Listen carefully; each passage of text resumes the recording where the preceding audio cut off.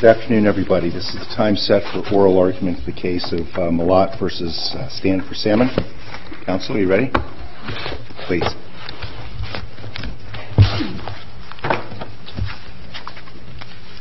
May it please the Court, I'm Joanne Grace, and I represent the Division of Elections. This case presents two issues. First, whether an initiative makes an unconstitutional appropriation by prohibiting the use of anadromous fish habitat for any activity that will permanently displace it. And second, if it does, whether the Court can uphold part of the initiative by deleting its unconstitutional provisions. The initiative in this case, 17 Fish 2, does make an appropriation because it eliminates the authority of the legislature to allocate this habitat to certain uses. And if the Court deletes the unconstitutional provisions, all that will remain is a process without any substantive standards, and that's a very different bill than what the petition subscribers signed onto. There are two elements to this case that are very critical to the appropriation issue. The first are the undisputed affidavits submitted by experts in mining, habitat, and permitting who explained that many large projects in Alaska, including natural resource development projects, cannot be built without permanently displacing at least some amount of anadromous fish habitat, as that is very broadly defined in this bill. The second critical element is the plain language of the bill, which gives Fish and Game no discretion to grant a permit for an activity that will permanently displace the habitat. For that category of activities, the bill bans permits. Let me ask you a question about that, and I apologize for jumping in so quickly. The argument on the other side is that because of some of the qualifying language in the bill, it does preserve some discretion to the legislature. You're familiar with those arguments. In your view, if the legislature does indeed have that discretion, can the legislature in turn delegate that discretion to Fish and Game? Well, the bill, in fact, does give Fish and Game some authority to grant permits for a number of activities, but it gives Fish and Game no discretion. The plain language of the bill gives Fish and Game no discretion to grant a permit for that one category of activities. Have I answered your question? Or no, I understood the point you're making, yeah. But again, my question is does the legislature have the inherent authority to delegate its discretion that's preserved in that bill back to Fish and Game, notwithstanding the language of the initiative? The position of the Division of Election is that the legislature doesn't have that authority under this bill. Because Fish and Game has no discretion, the legislature has no retained authority to allocate fish habitat to certain uses. That is completely prohibited by the language of this bill.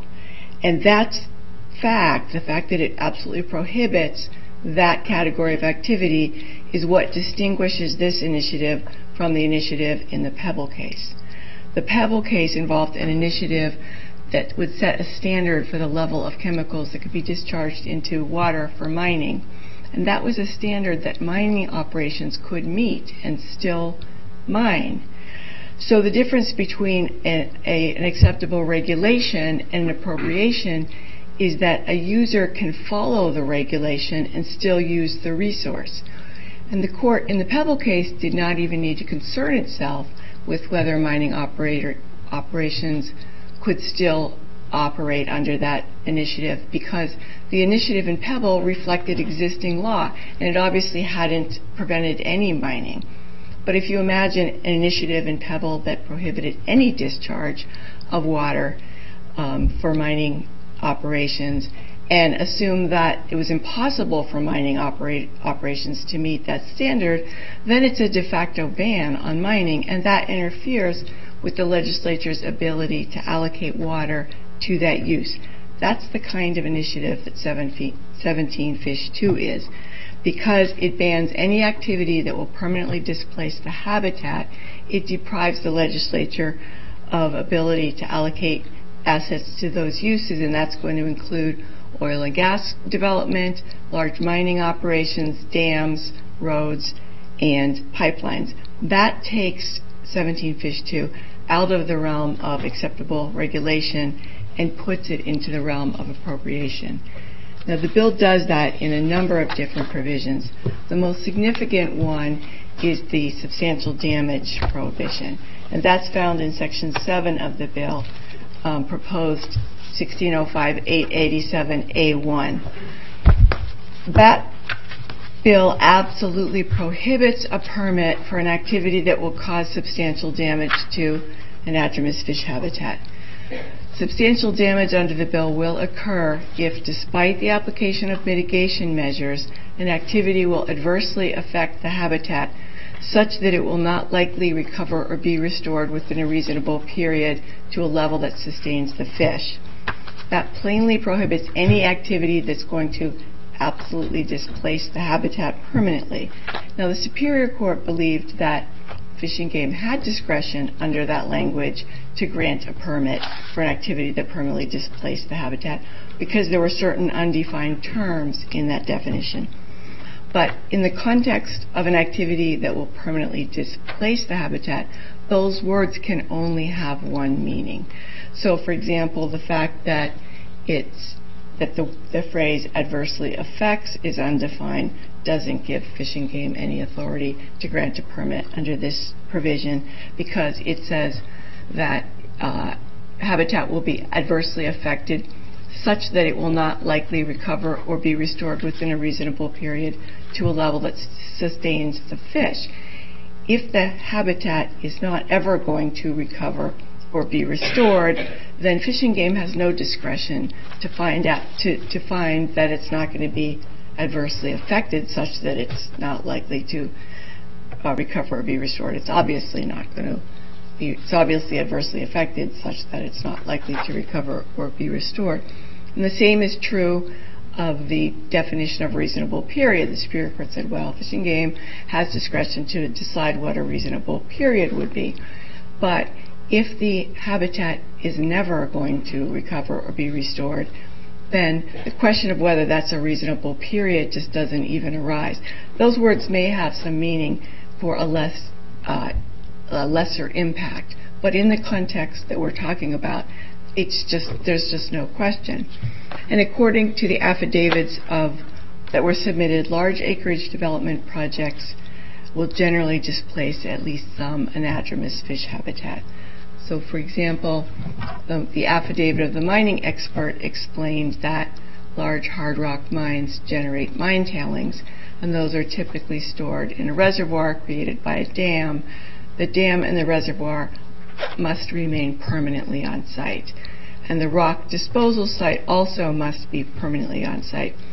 Both of those facilities can be very large. They can be hundreds and hundreds of square acres, and those are a mine's most significant facilities, and mines just often cannot be built without those facilities permanently impacting at least some anadromous fish habitat. So, for example, the Red Dog mine, its reservoir was created by damming a fork of the Red Dog Creek, and the reservoir covers the area where that creek was. The Kensington mine uses Lower Slate Lake as its tailings storage facility. The affidavits indicate that the proposed Donlin mine will dewater part of the American Creek Basin, and the tailings dam will impound an area of more than 200 acres in and around Anaconda Creek. Now, under current law, the loss of that habitat is mitigated by requiring the operators to create new habitat or enhance existing habitat to make up for the loss. But this bill prohibits any off-site mitigation, so those activities are completely prohibited. For activities that won't permanently displace the habitat but will displace it for a long period of time, the bill also sets boundaries that will prohibit a permit, because there's a provision that says, in considering whether the habitat will be restored or recover within a reasonable time, the commissioner should account for the lifespan, life stage, and reproductive behavior of the fish that depends on the habitat. Now, the sponsors say that the commissioner doesn't have to follow that language, but that's not what the bill says, and the bill subjects state officials to criminal penalties for failing to follow its provisions. Other provisions in this bill also create an appropriation in the same way. 887A2 prohibits a permit for a project that won't permanently preserve the habitat, because it says that a permit cannot be given for an activity that will fail to ensure the proper protection of fish and wildlife. That reflects existing law, but under existing law, if a project is going to displace salmon habitat, then the state requires that loss of that fish be mitigated off-site somewhere else. But again, this bill prohibits that, so there'd be no way for a permit to be given for something that was going to permanently displace the habitat and be able to ensure the proper protection of the fish. 887A4 prohibits a permit for an activity that will store or dispose of mining waste in a way that could result in the release or discharge of toxic compounds that will adversely affect the habitat or the fish. Again, a large mine is going to generate tailings that are typically kept in a reservoir that can be hundreds of acres large and will typically cover at least some anadromous fish habitat. The chemicals in the mine tailings are incompatible with fish habitat or life. There's no fish that are going to live in that reservoir, and the fish habitat is going to be adversely affected under any definition of that term. 887A4 prohibits mitigating a loss of fish with hatchery fish, and this eliminates the reason why Fish and Game can allow a large dam or hydropower project for which a fish ladder is not feasible. This bill also in Section 13 repeals the statute that allows the state to do that allows the state to require for a large dam like that the operator convey a site and pay for a hatchery. But without the ability to do that, then that's an obstacle to granting a permit for a dam. 887A5 prohibits a permit for activities that will withdraw water from anadromous fish habitat in an amount that will adversely affect the habitat, the fish, or the wildlife.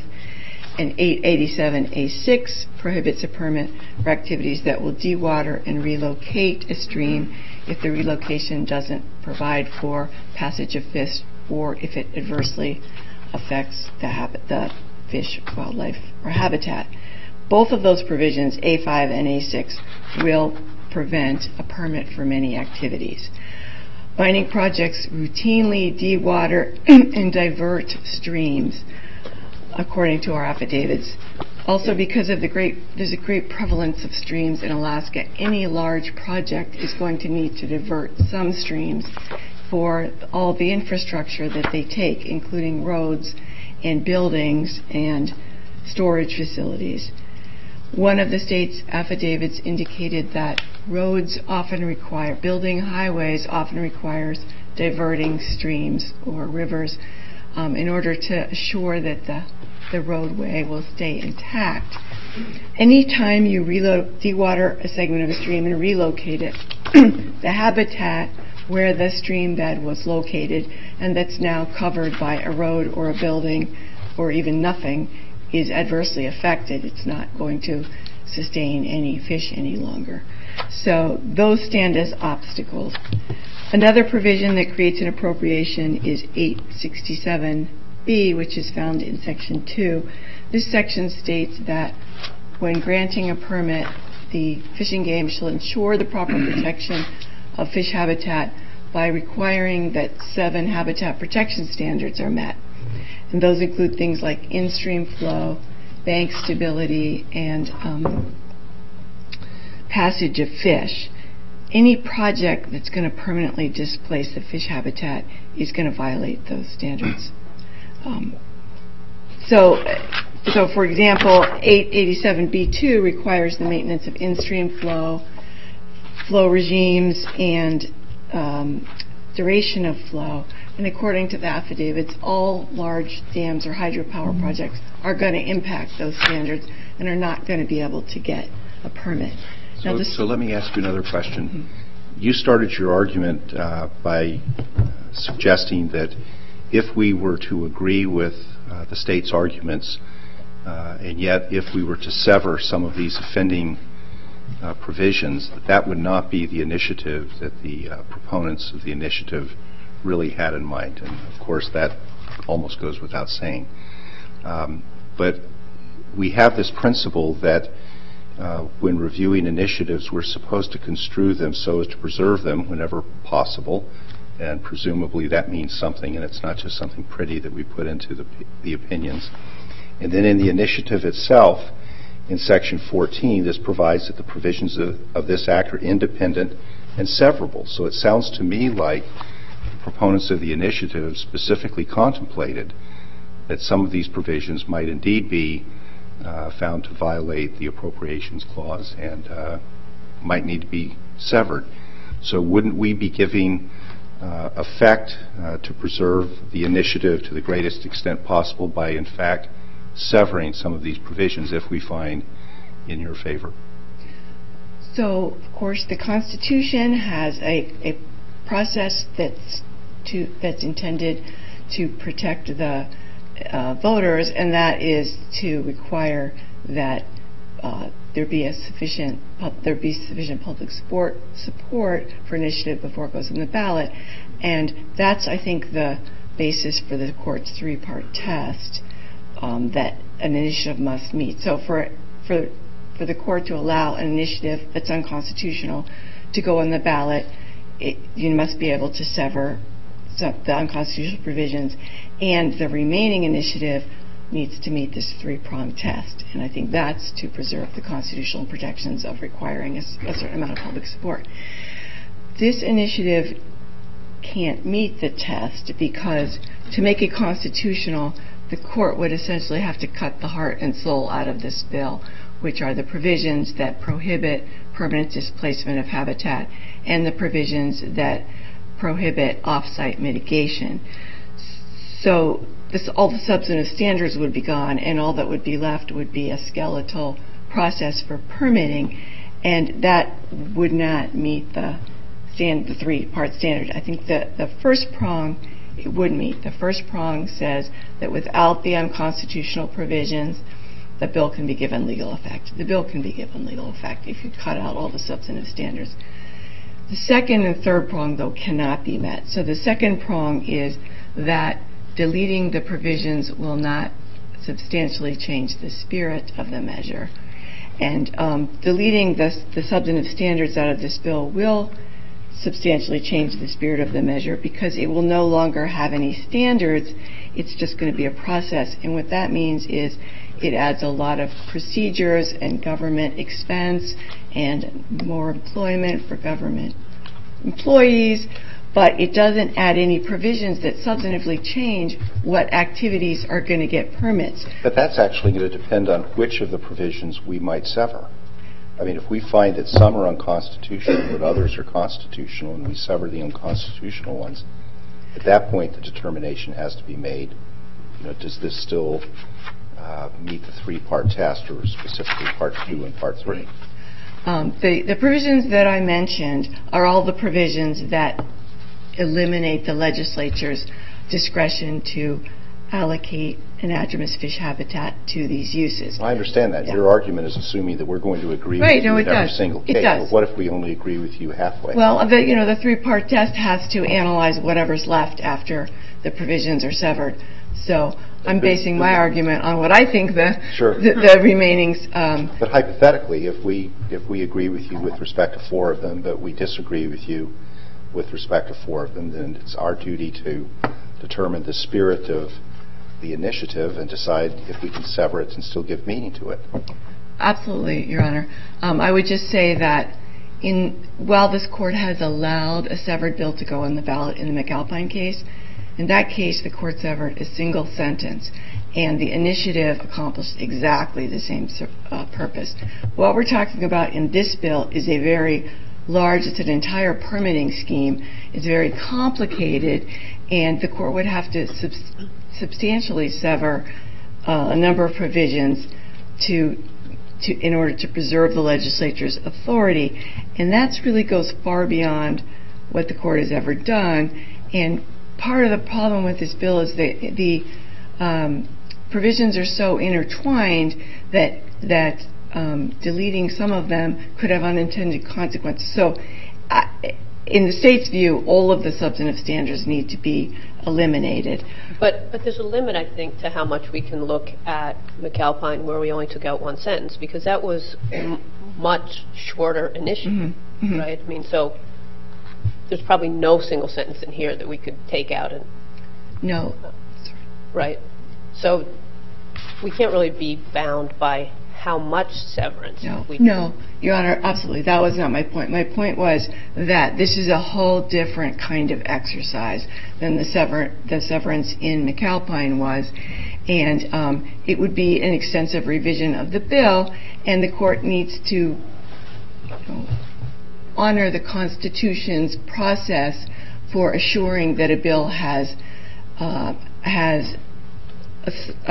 sufficient public support. So, I mean, the third prong, for example, is that it's clear from the content of the measure and the context of its proposal that the sponsors and the petition subscribers would want it to go on the bill as altered. Now, the sponsors definitely want it to go on the bill as altered, but I don't think that it's evident that the petition subscribers would, because the sponsors touted this bill as targeting large resource development projects. And so I don't think the court can assume that, in fact, if the bill doesn't do that at all, that if it just creates layers of bureaucracy and will not prevent those projects from being built, that the petition subscribers would feel exactly the same way about it. Is this a Kohlhaas situation? I'm sorry. In the sense that this hasn't gone very far. It hasn't, at least from the excerpt of record, I can't tell that it's gone very far past the Superior Court's order. So that in Kohlhaas we said that we're just going to tell the people to go back and redraft it and do it over because it hasn't gone very far in the process. Perhaps it's gone very far in the process and it's out, and there have been tons and tons of signatures already. I don't know. They have all the signatures they need. It's been certified for the ballot. It's most definitely gone far. But my point is not that it's very easy for them to just start all over again. My point is that if the bill is so significantly different, then the three-part test isn't met, and the constitutional protection of requiring a sufficient showing of public support is not met. And that's the tension in such a substantial revision as this bill would require. Counsel, I have kind of a housekeeping question, and I'll ask it now so that both sides can be thinking about it. And that is, when do you need a decision?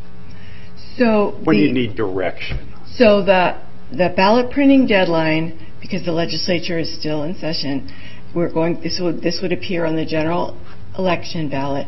The ballot printing deadline is September 5th, and the division would respectfully request that if the court is going to sever any provisions, that it specify which provisions would be severed in time for the division to write a new summary and get it printed on the ballots as well.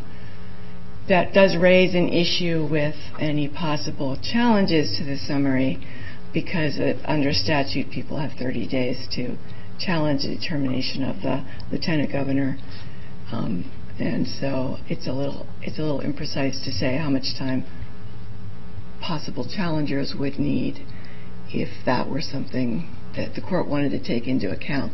But from the standpoint of the Division of Elections, we would need maybe a few days before the printing deadline to draft a new summary. So September 1st. Say. Right. That, again, wouldn't leave anyone time to challenge the summary, but that would be enough time for the division to write one. I'm going to save the rest of my time. Thank you, Ms. Grace. Ms. Brown?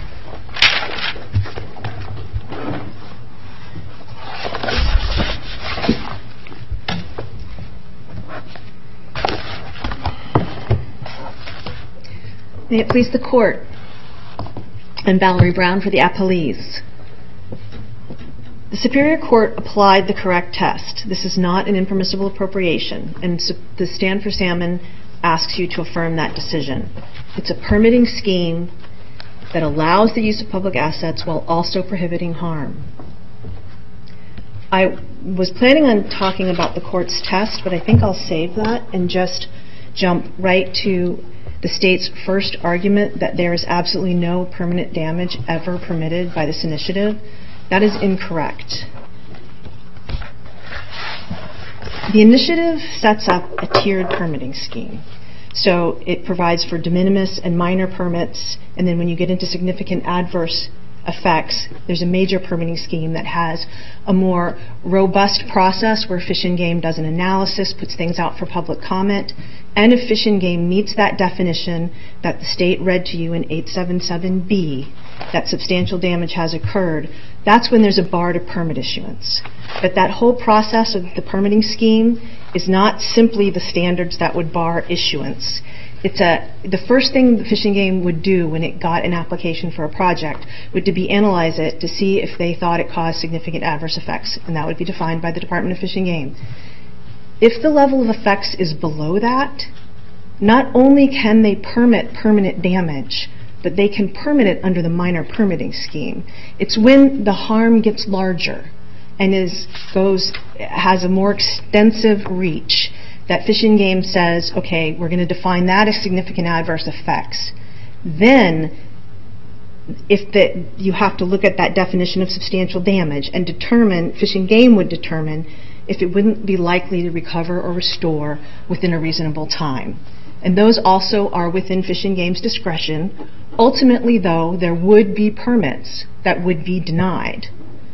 But that is not the test that this court applies. If the permitting scheme could lead to a denial after the exercise of legislative discretion, that's permissible. So, in the first instance, there is no complete ban to permanent damage. I think in fairness, though, the state is talking about a permanent ban on probably any large dam construction project. Isn't that right? I don't believe so. I don't think that's right. I think that even the affidavits that the state relies on talk about some projects might be impacted, some dams might not be permitted, Red Dog might not get their preferred new tailings disposal site.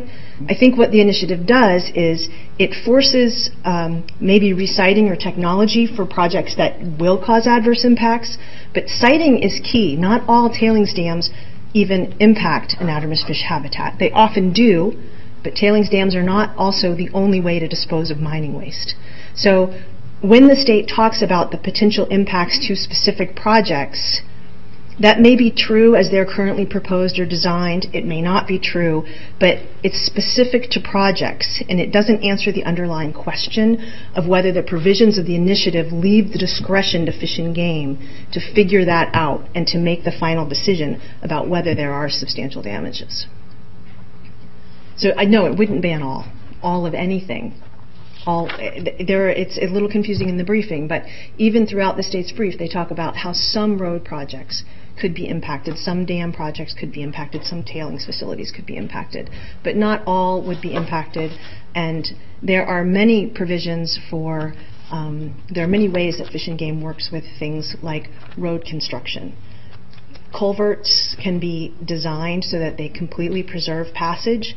The permit might restrict the timing of when the culvert's built to when fish aren't running, for example, but the habitat can be kept intact even through road construction. So a lot of the claims of all or every, I think it's to try to meet the test that this court has, that a regulatory initiative only becomes an appropriation when it completely allocates a resource away from one use to another at the expense of another. I think there's an attempt to try to sandwich in there, but there really isn't any evidence that all of anything would be banned. The real problem that the state has articulated over and over again with this initiative is that it gives Fish and Game the ability to deny a permit, and that's what they object to. They don't want there to be a regulatory mechanism for Fish and Game to say, that's too much damage, we're not going to allow that in anadromous fish habitat. In the Alaska fisheries case, we raised some concern about the effect of the initiative to ban currently permitted activities. Wouldn't this initiative also ban currently permitted activities? No, there's some currently permitted activities. I understand. Yeah, there's a grandfather clause in there to ensure that that doesn't happen. So currently permitted activities would not be affected by this at all. They already have their anadromous fish habitat permit. You were citing a case that stood for the proposition of completely eliminating. Right. And don't we have other cases that talk about narrowing, not completely, but narrowing the legislature's prerogative, Absolutely. narrowing the range of freedom?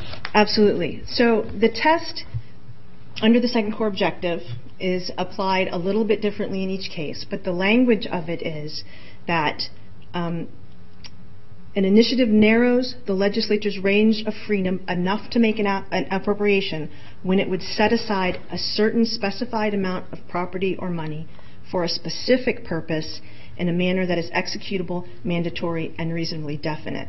So that doesn't require all. That's the language from Pebble in the regulatory initiative. But I don't think that that language is met here either because, sorry, I didn't even finish the test. It's executable, mandatory, or reasonably definite with no further legislative action.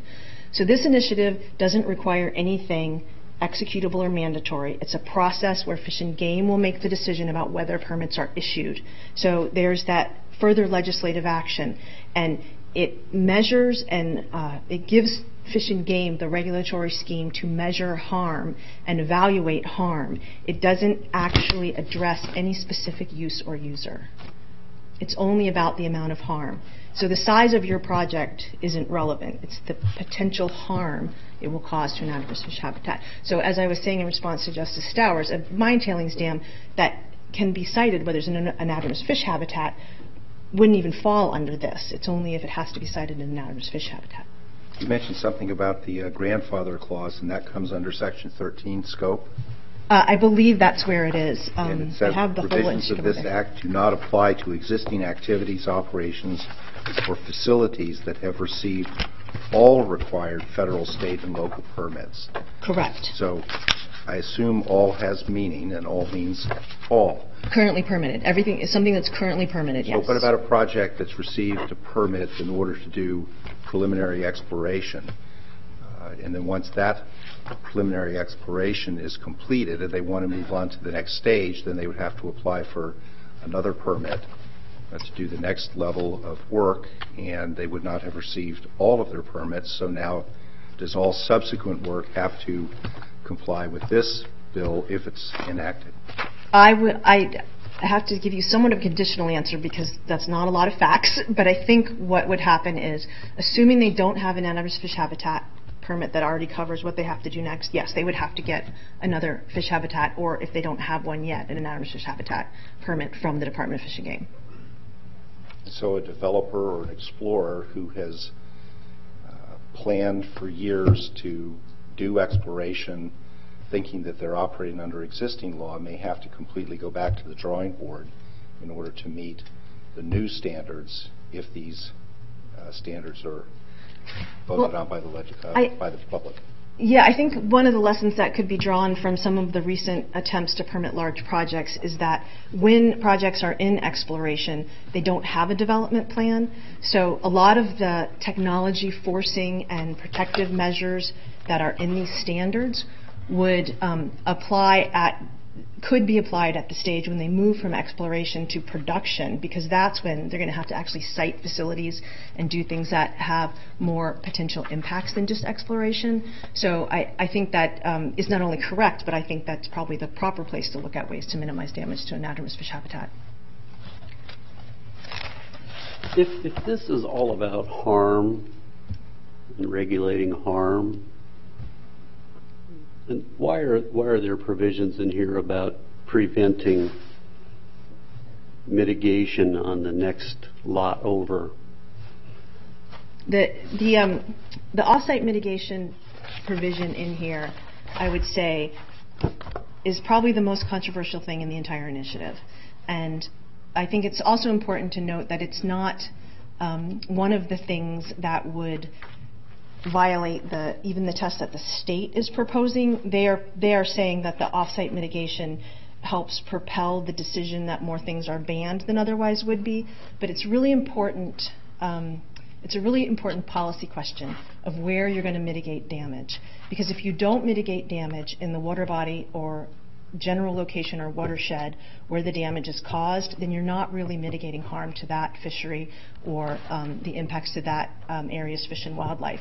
If you rehabilitate a wetland that's 400 miles away, you're not really mitigating the damage you've done. So that's something that is, it's a very important policy debate about what should be done in order to minimize the loss of productive fisheries, but it doesn't rise to the level of appropriation. It's just a really controversial policy element. Well, it might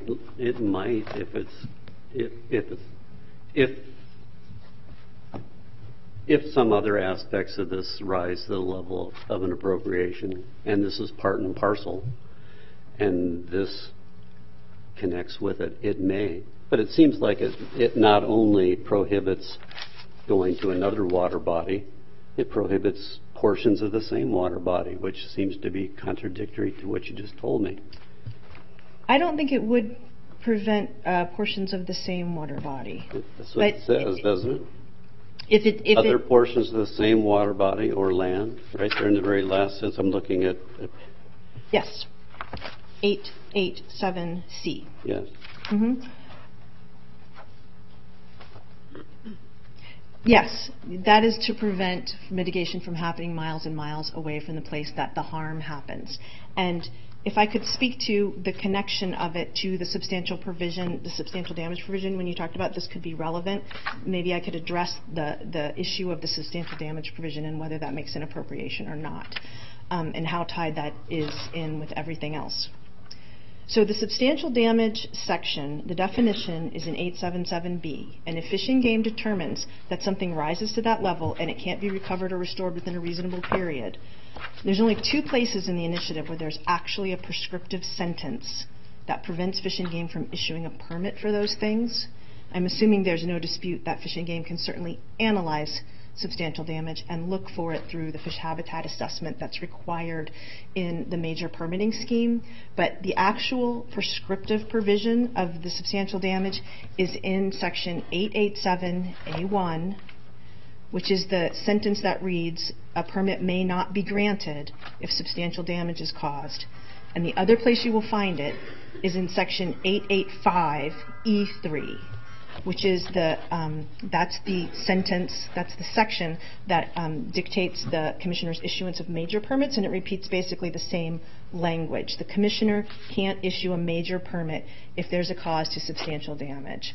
So although there are many standards and these sections refer back to each other and weave around, I think that if your concern is what the state has repeatedly called its main problem with this initiative, that section is easily severable.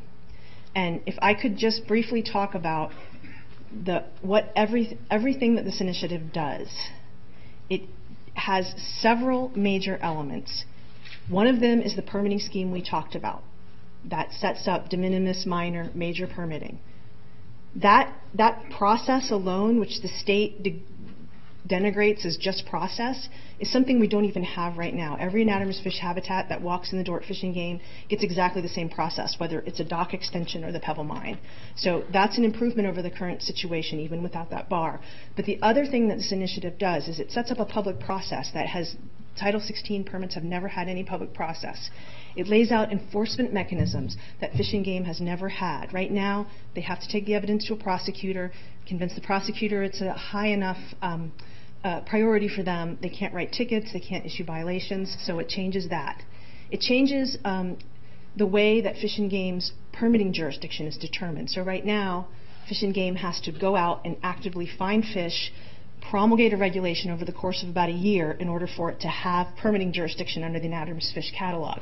Under this, there's a presumption of anadromy, and so permitting authority is extended much more quickly and more expansively, so Fish and Game can actually make permitting decisions in all fish, in all anadromous fish habitat.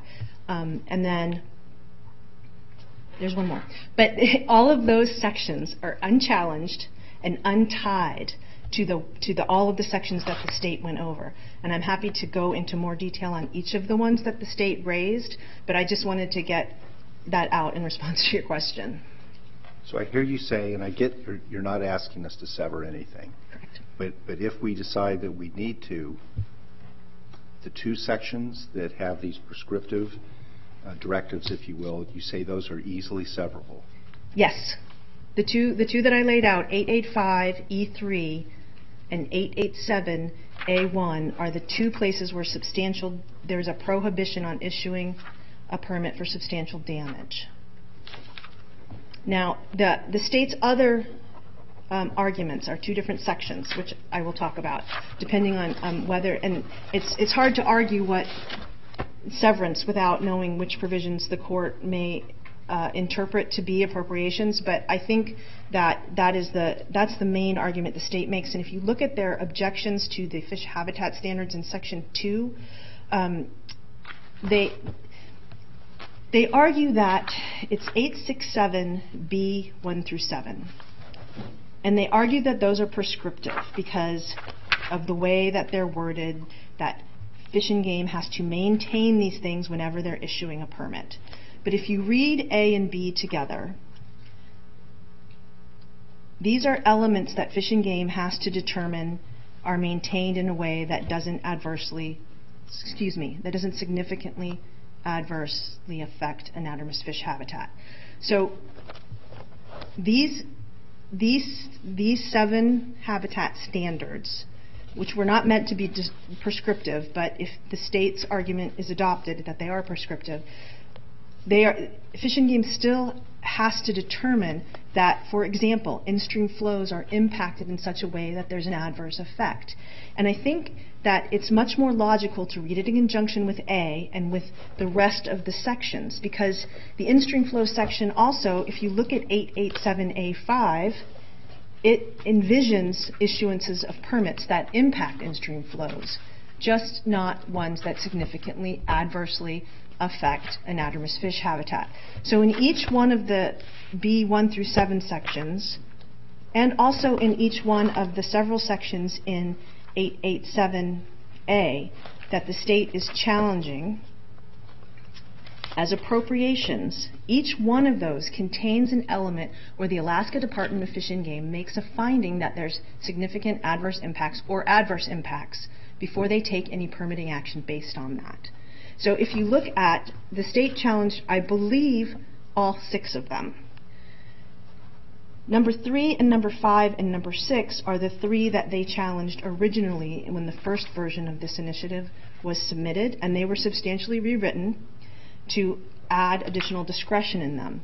And 887A3 is actually almost verbatim one of the 2 provisions, one of the 2 prescriptive provisions in Pebble that would not have allowed a permit to issue if DEC in that case had made adverse findings.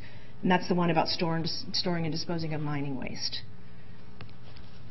So number 5 and 6, like 3, have that same requirement in them, that the agency make the finding that there be adverse impacts.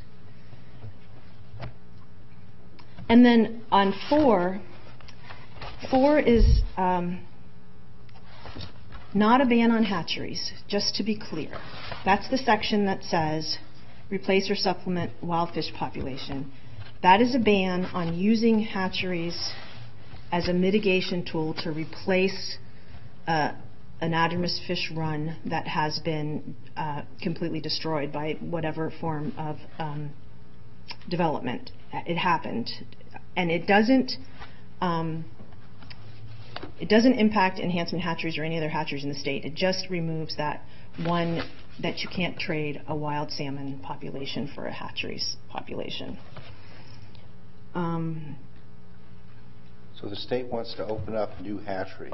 We're not talking about any other development project. It just wants to open up another hatchery. This initiative does not affect that at all. The enhancement hatcheries are regulated under a entirely different section of Title 16. Yeah. Even if the hatchery is built in anadromous fish habitat? There actually are specific regulations in Title 16 and ones that are promulgated under the hatcheries provisions that require all sorts of siting considerations, so that doesn't happen. So, yeah, this doesn't affect those.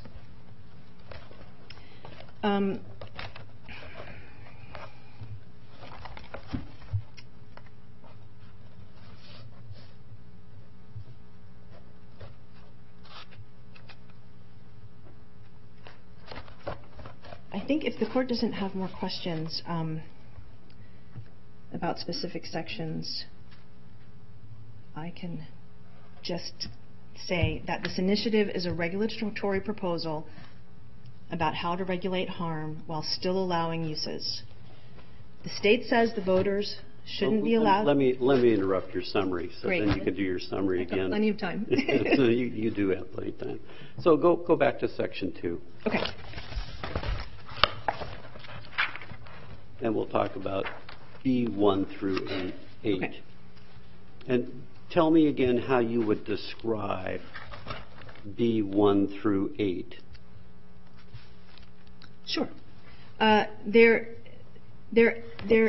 elements of habitat that are important for fish. Now, tell me describe for me what they are in terms of what the commissioner, how is the commissioner to consider these things? So in A, 867A, right above B, it says the commissioner shall ensure the proper protection of fish and wildlife, including protecting anadromous fish habitat from significant adverse effects. And then B says this is how you ensure the proper protection of anadromous fish habitat. Okay. Are these mandatory standards? Are these considerations? What are these? Tell me what these are. They are considerations for when the commissioner is evaluating whether habitat might suffer significant adverse effects. So the commissioner would look at how the project impacts bed stability, bank stability. The commissioner would look at how much water does this project need and what does that amount of water do to fish, right? These are the considerations for whether or not there's impacts that are going to be harmful to anadromous fish habitat. So the state argues, though, that they're absolutely prescriptive, and if there's any change to those things, then a permit can't issue. And I don't think that's the case. At the absolute most, Fish and Game has to make a finding that the in-stream flow effect would be a significant adverse effect. The impact to bank stability would be a significant adverse effect to the habitat. So is proper protection anything that avoids a significant adverse impact? Is that what proper protection means under these circumstances?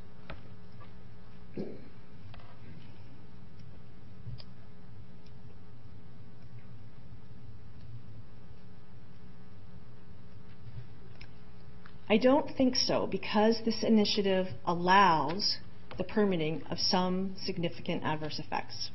And that's also why I think when you read the initiative as a whole, the habitat standards shouldn't be viewed as prescriptive, because the permitting sections clearly envision that Fish and Game can permit not only things that adversely impact fish habitat, but they can also permit some things that significantly adversely impact. So they have to look at these things. And what these things were meant to do, if you look at 867A, 1, when it says impair, degrade any habitat characteristic, that whole section, 877A, that's the trigger for when Fish and Game is looking at a habitat application and they're deciding whether it's a minor permit application and can be handled in the more, with less robust analysis, or whether it's going to have to become a major permit under 875D.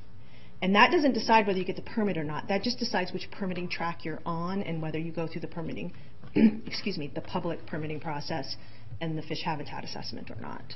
So that's those habitat elements are meant to inform that decision of, is this going to be a minor permit or is this going to be a major permit?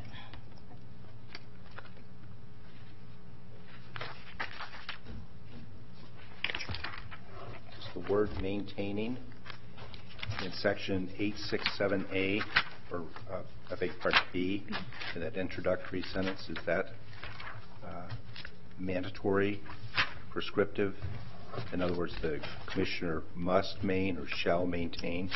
No, it's actually a carryover from the current law, which is that the commissioner, the current law is very succinct, and it says that the commissioner has to approve a project unless it maintains the proper protection of fish and wildlife. Excuse me, it actually says fish and game. So it's just a carryover, and it's not prescriptive. It just... And what about the word shall ensure? Shall ensure the proper protection of anadromous fish habitat. Right, that's the commissioner's overall charge, to ensure, yes. By maintaining these various... But this section doesn't bear on the actual issuance of the major permit and the substantial damage determination. That doesn't fall there. I understand that. But to the extent they are prescriptive, they still require Fish and Game to determine if they cross that threshold of significant adverse effects. So then go back to section 7. Mm-hmm. The permit conditions and mitigation measures, and then one more time for an old man who's slow. Explain to me again One more time. why the language about notwithstanding B, that the permit may not be granted for an activity that will, and then 1 through 6. Tell me why that is not pretty concrete, that a permit will not be granted for these things, and that's pretty definitive that things won't happen. It is concrete that once Fish and Game makes all the determinations that a permit will not be granted. But that's not the test for what makes an appropriation. Just like in Pebble, where it said toxic discharges, it banned toxic discharges that adversely affected fish or human health.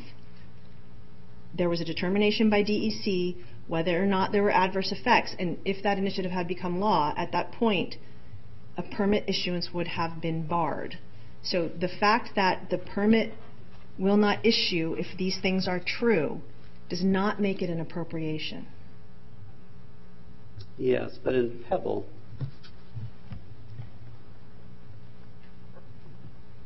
the legislature got to define what the adverse effects were. Adverse effects was left open to the legislature to define.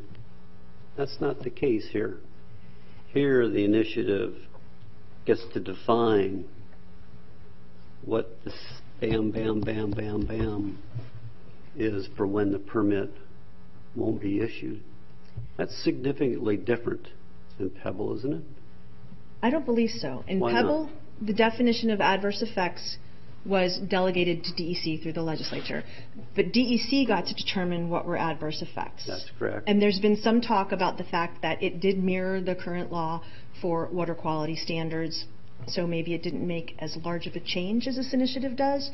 But each one of those bam, bam, bam elements has a discretionary decision that has to be made by Fish and Game before the permit issuance would be denied. So there's the same level of discretion with Fish and Game in each one of these elements that there was with the Department of Environmental Conservation in the Pebble decision. So Fish and Game has to determine if the water withdrawal under 5 will adversely affect anadromous fish habitat. Just like DEC had to determine... Well, one, substantial damage, that doesn't leave a lot of discretion, does it? Substantial damage has been defined in here, hasn't it? No, the definition of substantial damage depends on the Fish and Game's definition of adversely affected, recover or restore within a reasonable period. All of those things have to be defined by Fish and Game before you would know what substantial damage is. So if we know that it's a permanent project, then haven't we passed that stage? It depends on the permanent project. If some permanent projects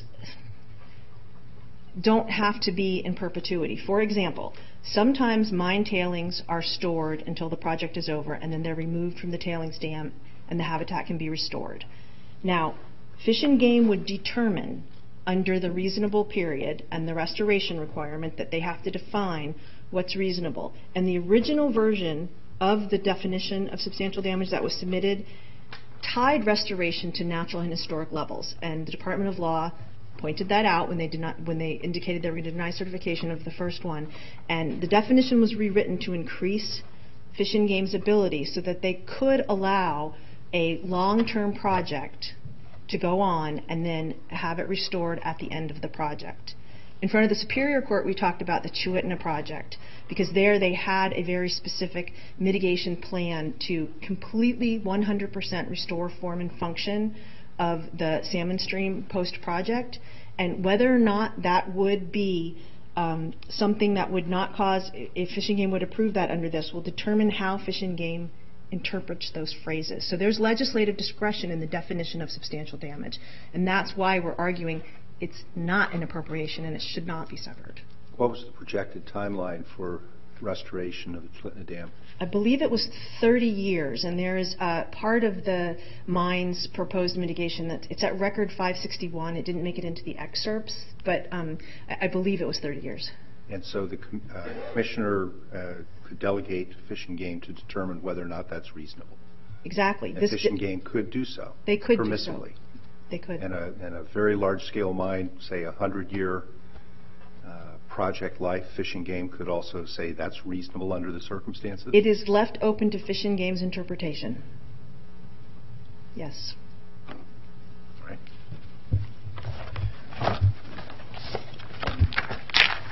Did you want to sum up? I will be happy to sum up. 1 minute, please. The state's approach to appropriations in their briefing would broaden the definition. They talk about just touching on legislative discretion being enough, and even though we didn't talk about it today, I want to encourage you to not take up the invitation to broadly define appropriations, because that the language that these court's cases have used is how you balance the tension between the constitutional restriction on appropriations, that's in Article 11, Section 7, and the very broad right of citizens' initiatives that's intended to be coextensive with the right of the legislature, unless those Section 7 protections are implicated. So I encourage you to keep that more narrow definition of appropriations in place. And if you do, well, never mind. 42,000 Alaskans have endorsed putting this to a vote. It's certified for the November ballot. And we agree with the state's timeline, whatever they need in terms of getting the ballot to the printer. We entered their motion with them about the timing.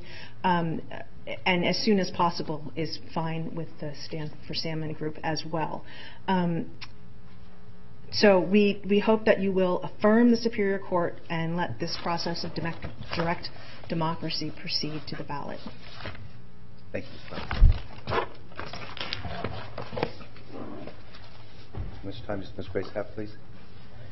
5 minutes. Let's give her 7 minutes. Thank you. Just want to make a couple of points. The first is the word adversely affect and how much discretion that gives Fish and Game to grant a permit for a project that will permanently displace the habitat. So in Pebble, the initiative created a standard that said that a chemical compound cannot be discharged into water in an amount that will adversely affect human or salmon health. That reflected current law. So the court knew that that was a regulation that the users, the mining companies, could follow and still use the resource. To the extent that Fish and Game would have interpreted adversely affected more strictly than existing law, that would have been the decision of the agency, not something that was dictated by the initiative. But that case doesn't stand for the idea that any time the phrase adversely affected is put into a standard, that Fish and Game has discretion to do whatever it wants. the plain language of this bill very clearly, it does, as most of the sponsors' arguments are correct in the context of an activity that is not going to permanently displace habitat. So all the arguments about 867 and all the arguments about 887 do give Fish and Game discretion for many activities. But there's just no discretion for Fish and Game to say that habitat will not be adversely affected if it's going to be permanently displaced. So why is it not sufficient if we agree with you that we sever the permanently displaced language and then leave all discretion to Fish and Game? Sorry, Your Honor, which language gets severed? The language that would totally eliminate the discretion. I mean, you're saying that in many of the circumstances that Ms. Brown is arguing about, there is discretion. These are the smaller projects, undoubtedly. But well, because permanently displaced. Oh, I'm sorry, Your Honor. Go ahead. Because if you leave those in there, if you say, well, you can't do this or you can't do that, any project that permanently displaces the habitat is going to violate that. So the fact that smaller impacts won't violate doesn't cure the appropriative nature of the bill. And all of the substantive standards in here cannot be met when a project will have that impact. So the Division of Election respectfully requests that the court reverse the decision of the Superior Court and that it not sever, because severing it will significantly change the spirit of the measure, and it's not evident that the petition subscribers would want that to go on the ballot. They just said they would. The sponsors unquestionably do. The petition subscribers, because as I said earlier, the sponsors touted this as an initiative that's going to target large natural resource development projects, as it indeed would if it were enacted, and that's the reason that it makes an appropriation and cannot be enacted. Thank you, Ms. Grace. The court wants to thank counsel for your excellent briefing, and also we had the benefit of Miki, Council of Alaska Producers, that filed a brief, and Alaska Oil and Gas Association, a Resource Development Council, that filed a brief, and Angsta Regional Association filed a brief, and then also Bristol Bay Fishermen's Association and Aquawak Village Council filed a brief. We appreciate all the work that everybody did in this case. We will take the case under advisement. We'll issue a written decision at a later date, and we will be adjourned for the day. Thank you.